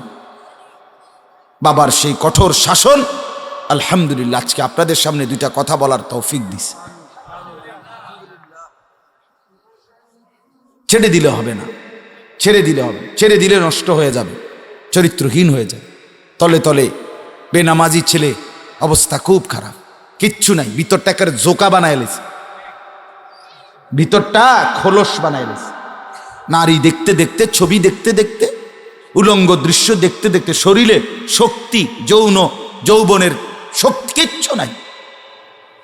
যত ছেলে বেনামাজি সারাদিন মোবাইল টিপে, আপনি কসম আপনি পরীক্ষা করে দেখেন সবগুলো নাফরমানের চোখ ভিতরের দিকে ঢুকে গেছে, কোডি সাফা জাগাত না, গুনাহ গুনাহ, অসভ্যতা, অশ্লীলতা, কোমর দুর্বল করে ফেলছে। 18 বছরের ছেলে পরিশ্রম করার কথা, এক জগ ফানি দিত কইলে ফাইতাম না, দুগা বাড়িত করে তার বাফেরে বলে যে দুগা বাদ দিয়ে তোর আব্বারে বাজারে দোকানে, ফাইতাম না। কে বেডি চাইবানি? হ্যাঁ পারবো। মোবাইল ছবি দেখবানি? হ্যাঁ পারবো। মানে এটা হলে 100 সই। কিন্তু বাবার খেদমত, মায়ের খেদমত, একটু সংসারের সামান্য কাজ, হ্যাঁ ঘর গৃহস্থের একটু কাম, তার গায়ে সই। বাবা মা তাকায় তাকাইয়া সন্তান ফালে। আল্লাহ আমাদেরকে বিবেক দান করেন, আল্লাহ আমাদেরকে বুঝ দান করেন, আমাদের সন্তানদের জন্য, স্ত্রী পরিবারের জন্য ফিকির করবেন। আল মাদ্রাসাতুল মদিনা, এই মোহনপুর মাদ্রাসা আল্লাহ কবুল করেন। আজকের থেকেই পরিবর্তন শুরু করেন। কমপক্ষে ভিতরে যারা বসছেন ছেলেরা, বাবা আজকের এশার নামাজ পড়ো না, তাইলে কমপক্ষে প্রমাণ হবে এই বাহিরের ফালতুদের চাইতে তুমি একটু ভিন্ন। অনুরোধ, মিশে যাইও না এই সমাজের দুষ্টদের সাথে, এই সমাজের অসতের সাথে। সে তোমারে চরিত্রহীন বানাইয়া, ফসাইয়া, গলাইয়া, গন্ধ ছুঁড়াইয়া এরপরে তোমারে ছেড়ে দিবে।